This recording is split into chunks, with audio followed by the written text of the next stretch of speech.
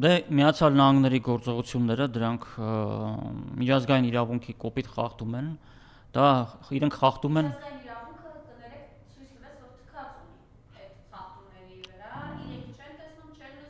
Դե այո Դե խախտում է, իրենք իրենց կանոններով են առաջնորդվում Հարցն է, որ Ռուսաստանը չի կարող նույն ձևով անել Ինչու, որովհետև նախ ինքը այդքան ռեսուրս չունի, զուտ դոլար չի տպում Դե Կիև հասնելը դա այդքան էլ ծանրակշիռ չափանիշ չի, որտեղ այնտեղ ասպես ասենք այլ հարցեր կան ներքին եւ արտաքին այլ պայմաններ կան եւ այլ գործոններ կան, որոնք պետք է հաշվի առնել Միայն Կիև հասնելով չի Այսինքն դու հասար մի բանը վերցրեցիր, հետո պետք է կարողանաս դա պահել Այսինքն Ռուսաստանը չի կարող նույն ձևով անել, ինչ որ ԱՄՆ-ն է անում Ինչու, որովհետև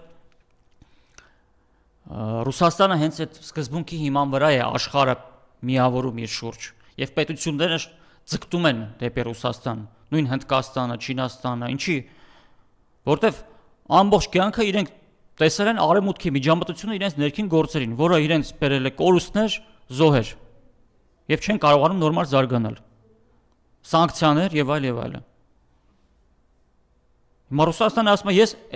ասում է պետություններին, ասում է ես այդպես չեմ գործում Եկեք միավորվեք իմ շուրջ,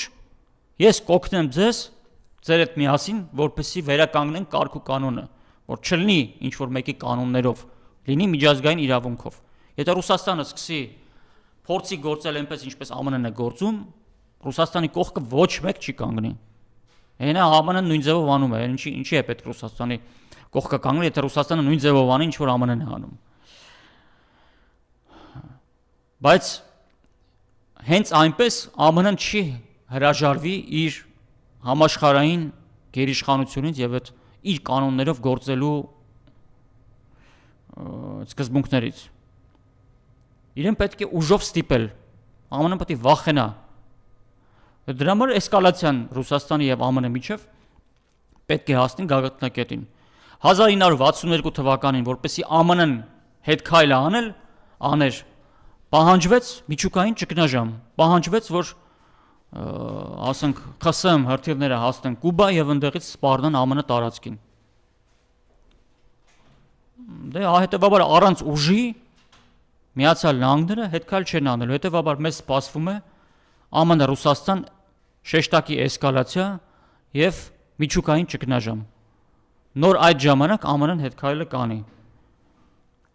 Իսկ մինչ այդ բնականաբար ԱՄՆ-ն ձգտելու է տարբեր վայրերում աշխարհի տարբեր առիթներով Ռուսաստանին հարվածել եւ այդ հարվածների հետևանքները զգալու են տարբեր երկրներ իրենց մոտ այդ թվում նաեւ Հայաստանը Ռուսաստանը ունի որոշ խնդիրներ լուծելու ներքին կադրային փոփոխություններ պետք է արվեն Այնտեղ կադրային բազա է ստեղծվում եւ փոխվում, այսինքն հատուկ ռազմական օպերացիան անցած սպաները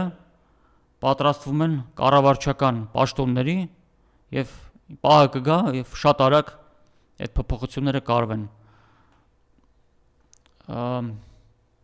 Այդ բազմաբևեր աշխարհ, որ ասում են, դա ուղղակի հայտարարություններով չի լինելու։ Դա լինելու է ԱՄՆ գերիշխանության տակ գտնվող համաշխարհային համակարգերի եւ ինստիտուտների կամ բարեփոխումով կամ այլընտրանքային ինստիտուտների ստեղծումով։ Այսինքն այդ ինստիտուտները գործում են ԱՄՆ կանոններով։ Ռուսաստանը ասում է, չէ, այդ կանոններով ես էլ չեմ գործելու, կամ դա բարեփոխում ենք, որ ծառայի բոլորին հավասարաչափ, կամ ես ստեղծում եմ իմ սեփականը, իմ դաշնակիցների հետ։ Պարզ է, որ ԱՄՆ համար դա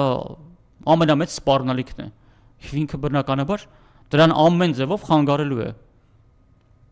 Դե հետևաբար, ուրեմն առանց լուրջ միջուկային էսկալացիայի այս ճգնաժամը համաշխարհային չի հանգուցալուծվելու։ Ուրեմն 26 թիվը Ռուսաստանի համար լինելու է մեծ հակահարձակման անցնելու նախապատրաստական փուլ։ Այս տարի համապատասխան փոփոխություններից հետո Ռուսաստանը այդ քայլին դիմելու է, որովհետև դե արդեն երևում է, որ այլ երկ չկա, այսինքն ԱՄՆ-ն ուղղակի հորդորներով հետ քայլ չի անում։ Ինչքան գնաց, հասավ Ալյասկա Պուտինը, փորձեց այնտեղ համոզի, ինչ որ լավ բաներ ասեց Տրամպի հասցեին, դե չի համոզվում։ ԱՄՆ-ն չի ոչ մեկ իր գերիշխանությունից հենց այնպես չի հրաժարվում։ Իրեն պետք է ուժով ստիպես։ Ուրեմն մենք պետք է ականատես լինենք այդ իրենց միջև ուժային այդ հանգուցալուծմանը։ ԱՄՆ-ն հետ քայլ է անելու ուզած թե չուզած, ուղղակի ինչքան շուտ անի եւ ինչքան կամավոր, այնքան ավելի լավ։ Որտեվ ԱՄՆ-ը համար Նյու Յորկը ավելի թանկ է, քան Կիևը, Երևանը, չգիտեմ, Ալմատին եւ մյուս մայրաքաղաքները միասին վերցրած։ Երբ որ օրինակ Ռուսաստանը վերադառնա միջուկային զսպման սովետական տարբերակին, երբ որ ԱՄՆ-ում գիտեին, թե քանի հրթիռ կա ուղղված Նյու Յորքի վրա, օրինակ, կոնկրետ կոորդինատներով, այն ժամանակ այդպես էր գործում։ ԱՄՆ հրթիռները ԽՍՀՄ-ի վրա են, ԽՍՀՄ հրթիռները ԱՄՆ-ի վրա։ Եվ որպեսզի հանկարծ պատահականություններ չլինեն, իրենք պայմանավորվում էին, որ միմյանց կարմիր գծերը չեն անցնելու աշխարհում տարբեր կետերում։ Սահմանել էին միմյանց նկատմամբ կարմիր գծերը չէին անցնում։ Քանի որ 94 թվականին Ելցինը իր ստորագրած փաստաթղթով այդ կոորդինատները ռուսական հրթիռների վրայից հանեց, հետո միջուկային դոկտրին փոխվեց, որը դարձրեց Ռուսաստանին, ասպես ասենք, խոցելի այդ առումով։ Հետո Պուտինը 24 թվականի վերջին դոկտրինը փոփոխությունն արեց դոկտրինում միջուկային, որը դիրքերը բարելավեց Ռուսաստանին, բայց ոնց որ երևում է այդ քայլն էլ ԱՄՆ-ին այդքան էլ չհամոզեց, եւ դա ամենը չէր, ինչ որ Ռուսաստանը կարող աներ։ Դե ուրեմն չի համոզվում, ուրեմն կհամոզվի, երբ որ Ռուսաստանը կվերադառնա միջուկային զսպման սովետական տարբերակին։ Դե տեսնենք այդ ժամանակ ինչ են անելու։ Մի դեպք տենց եղել է 2018 թվականին Միացյալ Նահանգներում։ Ուրեմն նահանգներից մեկում հատուկ համակարգ կա, որը բալիստիկ հրթիռների դեպքում, երբ որ գալիս է ԱՄՆ վրա, սկսում է բնակչությանը նախազգուշացնել։ SMS-ներ ուղարկում, հեռուստաընկերություններով հաղորդագրություններ սկսում երևալ, ազդանշաններ տալիս եւ այլն։ Եվ այդ համակարգը բարբերաբար փորձարկվում է։ Մի օր պետք է փորձարկեին տեստային ռեժիմում։ Այդ աշխատող առավոտյան եկել է աշխատանքի, չգիտեմ, գլուխն է ցավացել, վատ ազգացել, ինչ արել, եւ տեստային ռեժիմի փոխարեն միացրել է մարտական ռեժիմը։ Եվ մոտ մի ժամ այդ տարածքի ժողովուրդը SMS-ներ է ստացել եւ հեռուստաընկերություններով հաղորդագրություններ, որ բալիստիկ հրթիռ է գալիս։ Դա ամերիկյան մամուլը տպում էր այն ժամանակ ոնց է եղել։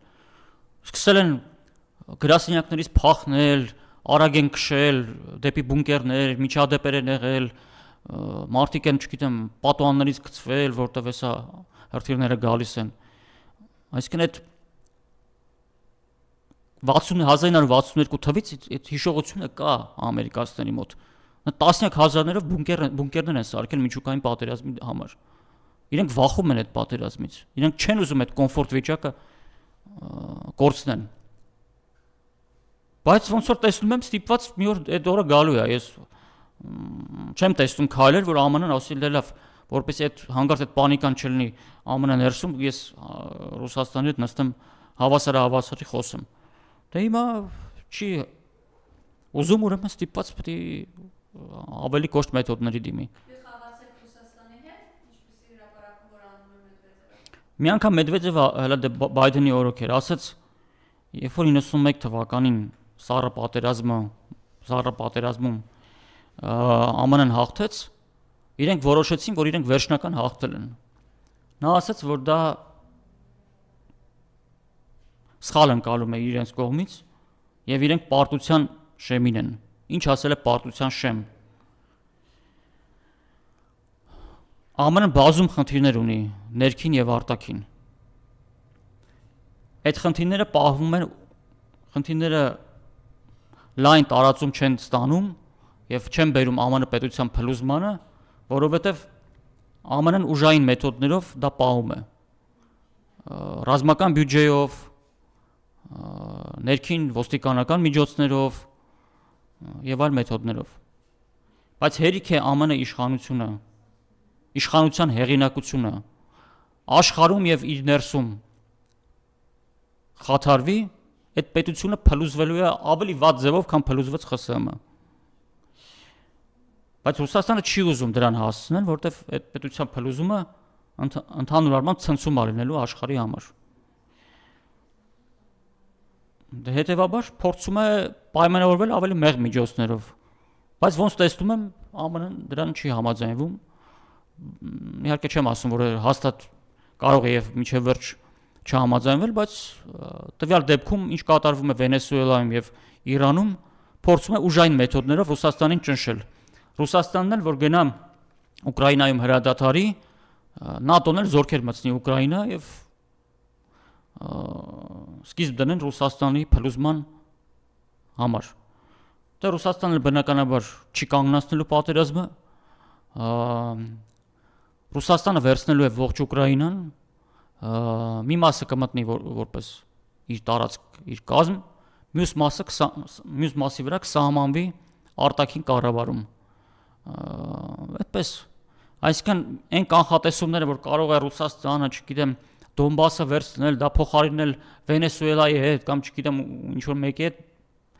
այդպեսի բան չի լինելու, Ռուսաստանը իր տարածքը չի պատրաստվում որևէ մեկի հետ փոխանակել։ Ուկրաինան իր տարածքն է, միջազգային իրավունքով է իր տարածքը, որտեղ ինքը ԽՍՀՄ կազմից դուրս է եկել, ԽՍՀՄ օրենքներով դուրս է եկել պարտավորվելով, այսինքն Ռուսաստանը համաձայնվել է Ուկրաինայի անկախությանը այն պայմանով, որ Ուկրաինան լինելու է չեզոք պետություն։ Ուկրաինան խախտել է դա, հետևաբար միջազգային իրավունքով Ռուսաստանը իրավունք ունի Ուկրաինան հայտարարել սեփական տարածք։ Եվ կարծում եմ հերու չի այն օրը, որ դա լինելու է այն նոր Ռուսաստանի գերագույն դատարանի նախագահին, այն նոր որ նշանակվել է, հիշեք, ես կարծում եմ նա առանցքային, հնարավոր է առանցքային դեր ունենա Ուկրաինայի ճգնաժամի լուծման հարցում, որտեղ վերջի վերջո բոլոր հակամարտությունները լուծվում են իրավական հարցության վրա։ Նույնիսկ Գերմանիան կապիտուլյացիայի ակտը ստորագրեց թղթի վրա։ Այսինքն վերջում իրավական լուծում է ստանում, այնպես որ դա էլ է իրավական լուծում ստանալու։ Բայց մինչ այդ մենք տեսնելու ենք էսկալացիա, եւ մենք զգալու ենք նաեւ այդ էսկալացիայի դրսևորումները մեզ վրա։